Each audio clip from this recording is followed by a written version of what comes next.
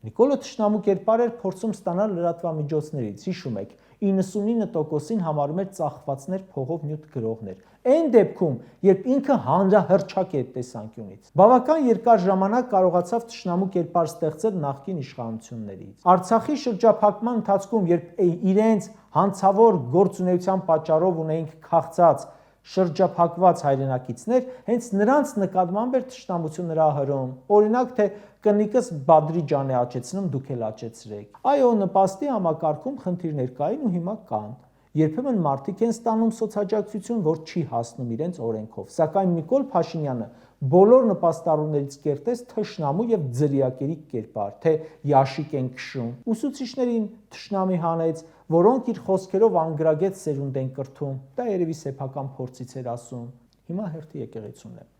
Այսօր Նիկոլ Փաշինյանի իշխանությանը շտապ պետք է նոր թշնամու կերպար, մյուսները սպառել են այդ կերպարը, ու այսօր եկեղեցին է դա։